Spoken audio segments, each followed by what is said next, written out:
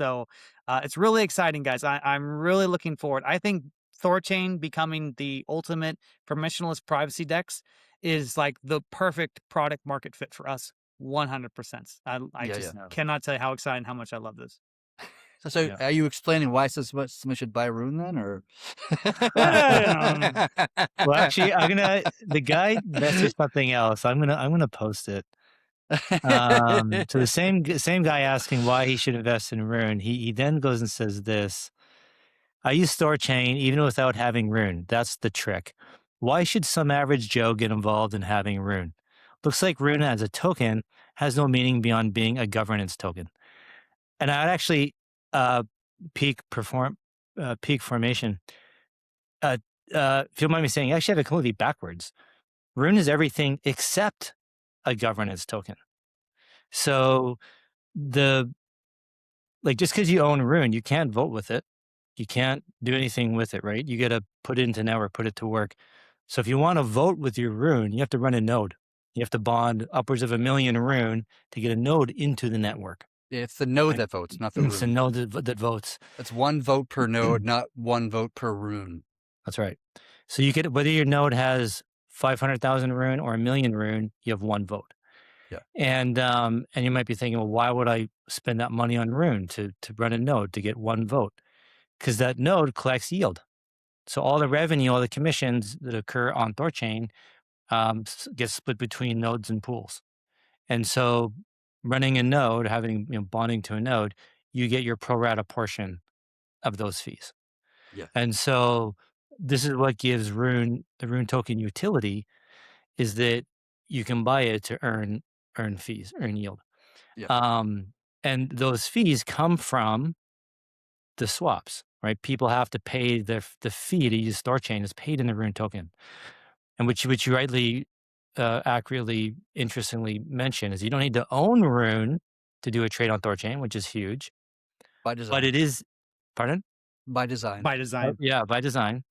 But a small portion of your trade is deducted to buy Rune to pay the fee to the network, and then that's what gets distributed to the various network participants. And so this is what gives Rune some intrinsic value.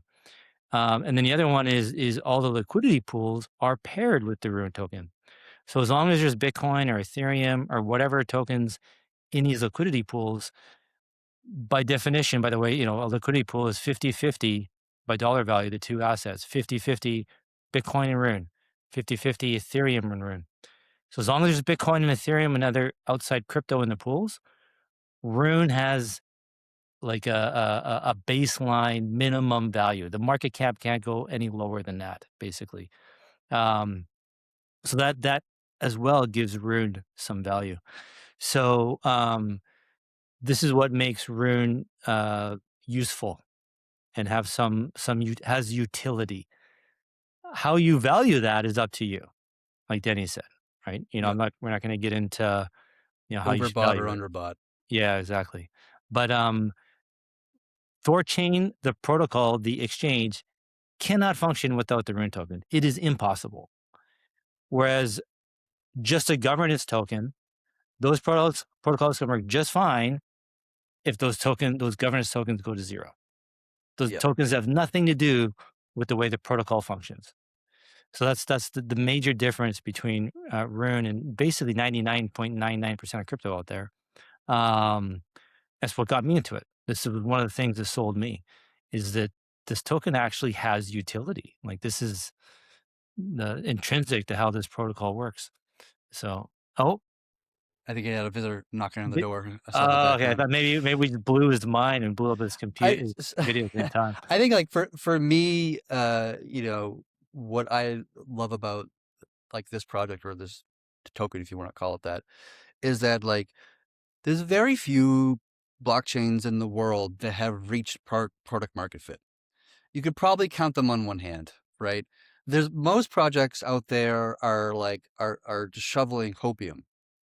Oh, we are going to be great because we can do 200,000 transactions per second, and one day the New York Stock Exchange is going to come on us and trade, and one day Africa is going to use us for blah blah blah blah. Like, this Or XRP has a thing about banks using XRP to settle between banks.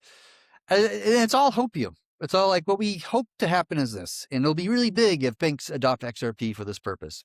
And it would be, to be fair, in that sense. But like that's what you're kind of like betting on or gambling on, if you want to call it gambling, is that for us it's a lot more different. Like it's not about hopium. Like we're not talking about what we will be into the future. And I can talk about the roadmap. I can talk about what our intentions are. Then we can talk about that. But what I push more emphasis on is who we are, what have we done, and how do we achieve that.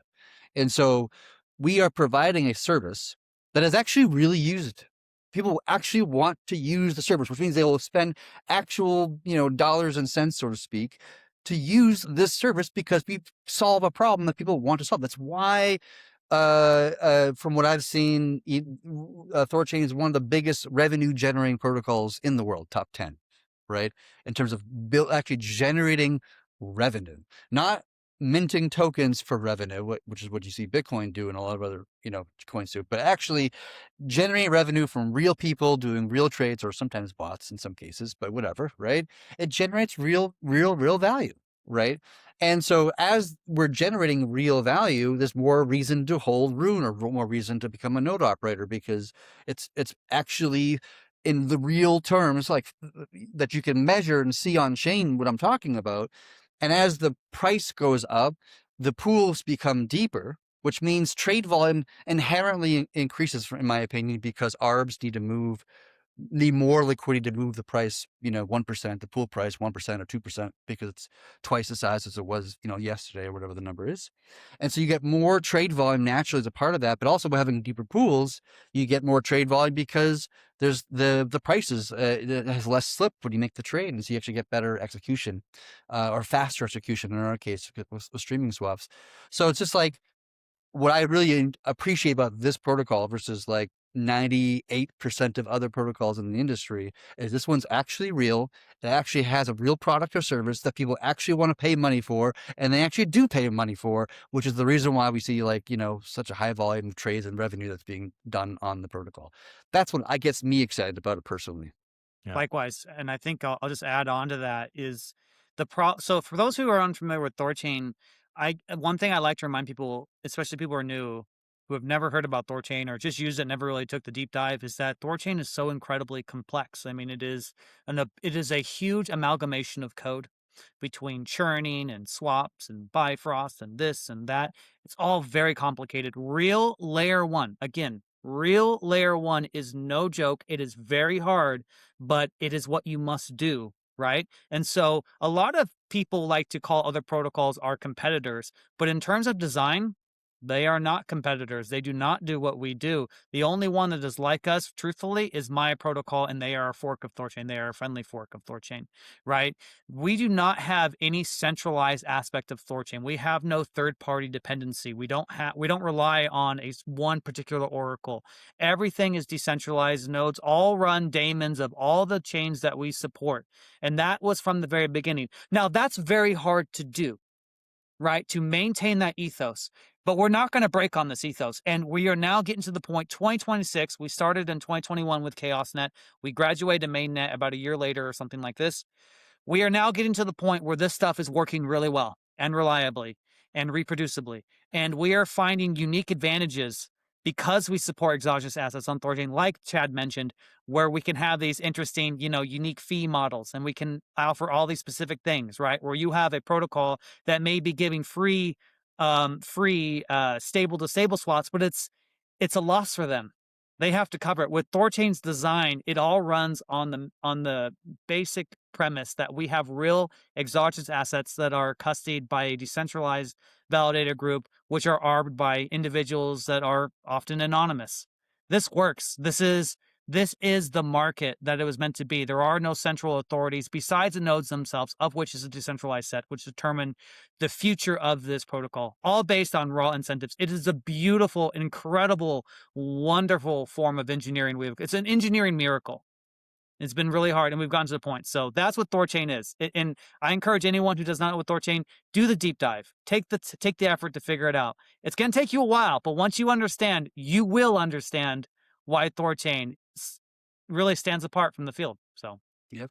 Rant over, scene over. I love THORChain.